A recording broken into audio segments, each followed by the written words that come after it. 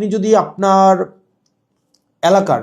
থানাগুলাতে যান, থানাগুলাতে গিয়ে যদি দেখেন যে আপনার এলাকার এসআই, কনস্টেবল বা আপনার যারা সেবা দিয়ে থাকেন যে পুলিশগুলা কোন ধরনের পরিবেশে থাকেন, আপনি বিশ্বাস করেন যদি আপনি ওই পরিবেশটা দেখেন, আমরা ইউনিভার্সিটিতে যেভাবে গণরুমে ছিলাম, এক রুমে গাদাগাদি করে অনেকজন, ফ্লোরিং করা, শুধুমাত্র তোষকটা থাকতো, উপরে ফ্যান নাই, যথাযথ পয় নিষ্কাশন ব্যবস্থা নাই, তারপরে হচ্ছে ভেন্টিলেশন সিস্টেম নাই, একটা মানবীয় জীবন বলতে যেটা বোঝায় আপনার থানাগুলোতে পুলিশরা সেই ধরনের পরিবেশে থাকে। এখন একটা পুলিশ